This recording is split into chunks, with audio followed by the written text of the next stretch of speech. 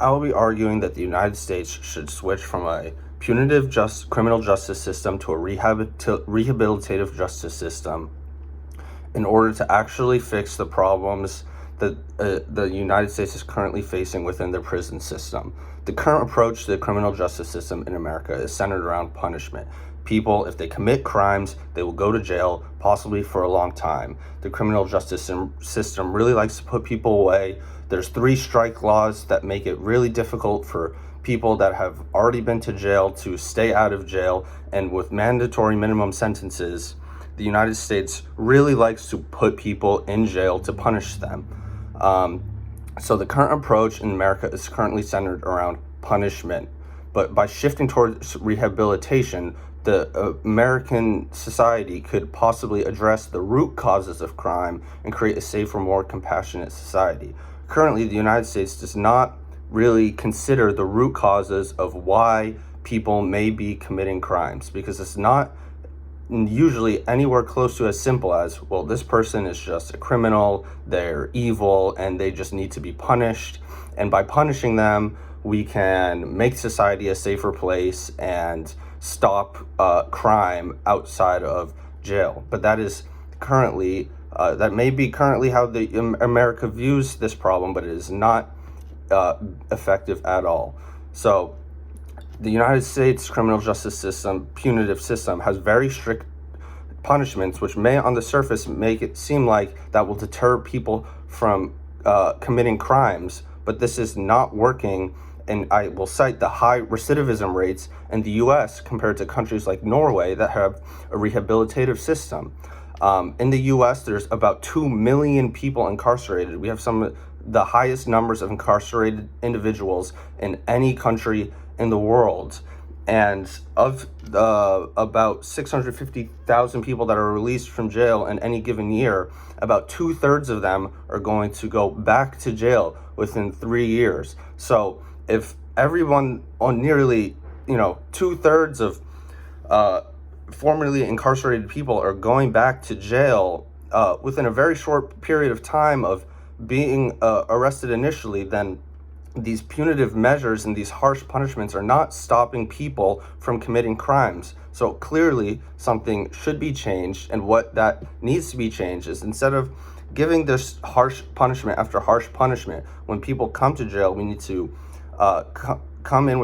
we need to have an open mind and create a culture within jail that doesn't just punish, but takes a look at why this person might be in jail. It could be because they may be suffering from a mental illness, they may be suffering with alcoholism or drug addiction, or they may be homeless and they may be stealing to support their family. So there's a vast array of reasons that somebody could end up in jail, and by just punishing them and not trying to help them with the root causes of why they may have ended up in jail, we're just going to have this circular system of people going to jail for a crime committed, serving their time, and then going back into society. And then on top of that, it is extremely difficult for felons to get jobs. So if somebody is arrested and then now they have a felony charge on their record, and we release them back into society, how could we possibly expect them to reintegrate successfully into society if nobody is going to hire them because they have this felony charge on their record that's permanent, and nobody wants to hire somebody that has been incarcerated? So the current U.S. system clearly lacks measures to help former inmates integrate back into society, which only exacerbates their problems that they may be facing. So we need to shift from this focus on punishment, to rehabilitation. We need to change the culture from punitive to rehabilitative. And one way to do this is by fostering healthy interactions between guards and inmates. Again, fostering healthy interactions between guards and inmates. If prisoners go to jail and they're in jail and they're just in this culture where there's abusive guards, or they're constantly being punished for maybe they're having a psychotic episode and they're being punished for this mental health issue that they're going through, and then they get put into isolation.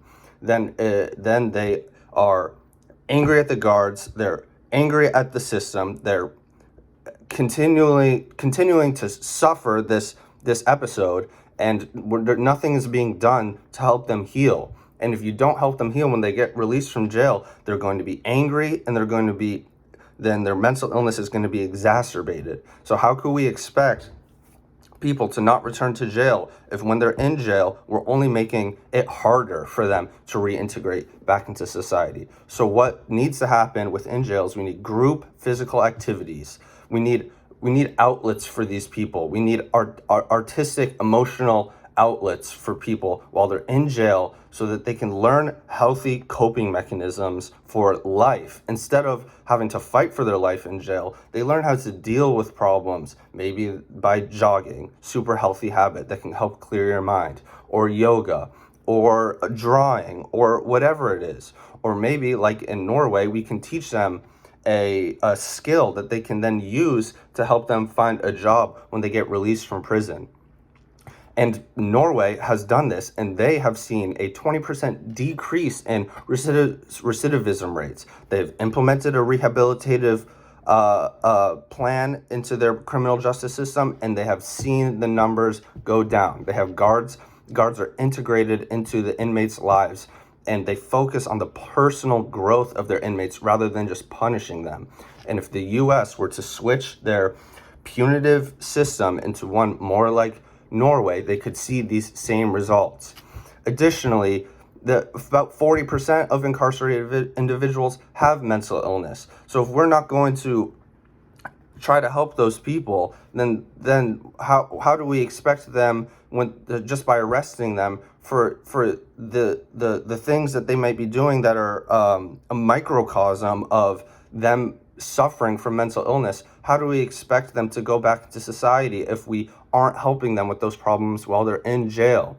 We need to help like they do in Norway. We need prisoners need to have their dignity still remaining to them while they go through the prison system. I know that the U.S. perceives criminals as deserving as punishment, but if we see them as somebody that is suffering from something, and that they don't need punishment but they need help, we can completely reduce the recidivism rates and actually help former inmates reintegrate into society.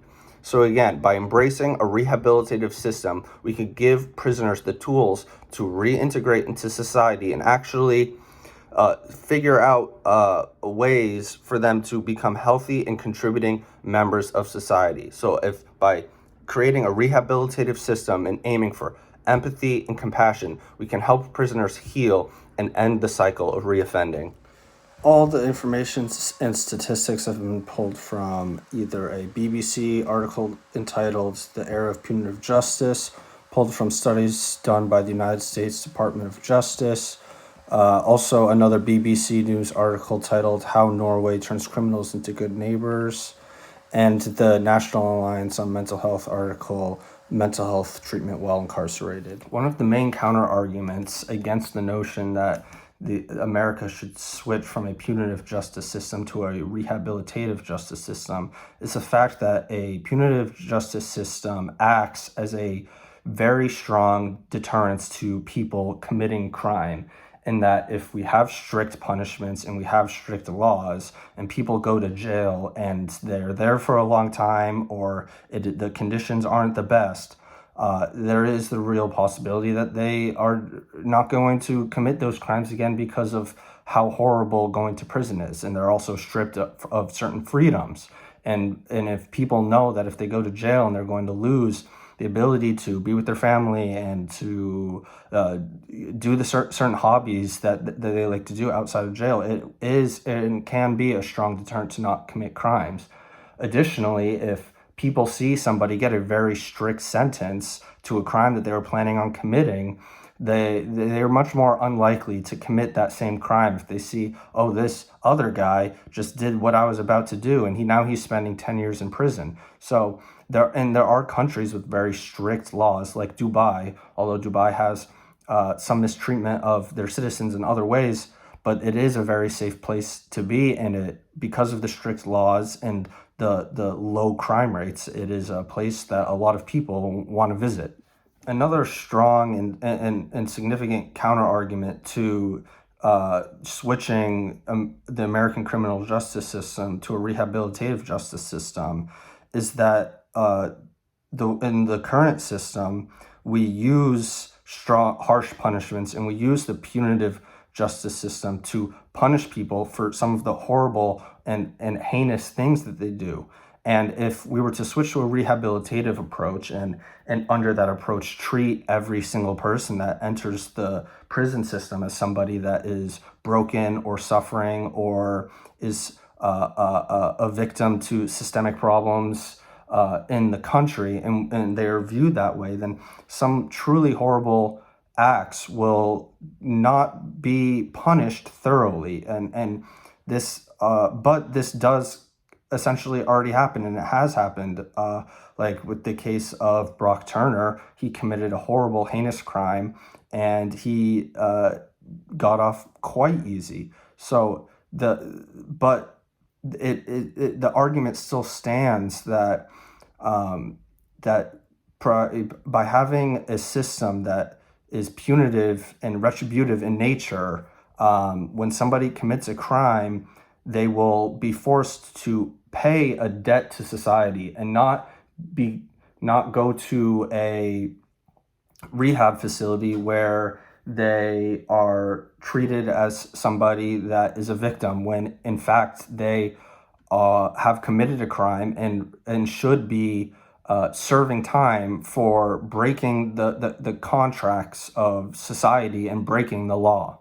And another counter argument to the idea that we should switch to a rehabilitative system is that recidivism rates are not going to go down by switching to a rehabilitative system. And this is probably the weakest of these three counter arguments to switching to a rehabilitative system. And some people think that it may be a waste of resources, and we are putting people outside of jail in mainstream society at harm's way by not having a very brutal and strict criminal justice system. But there is a lot of evidence that suggests otherwise, that people that are in need of mental health care, and maybe they have committed a crime because they were having a manic episode or because they were stealing food for their family, those people could really benefit from, yes, they should pay a debt to society for their crime, and they will lose some freedoms even if they're going to a rehabilitative care facility. But they will also be exposed to psychiatrists and social workers who can help them find a place to live, and they can help them deal with maybe some of the underlying trauma that they may be suffering from, and help them, figure things out about themselves while still serving time in prison. And the National Institute of Justice actually did a study where they with 634 people, and they found a significant mean effect size of 0.203 for recidivism, meaning that the people that were exposed to the type of care that I've been talking about throughout this video, like access to social workers and psychiatric care and therapy and rehab care, and the ability to have physical and emotional outlets in the form of jogging or yoga or art or learning a new skill like chess or learning how to play drums or any of those things, that those people, they found reductions in criminal offending compared to the people that did not receive the more advanced or rehabilitative care.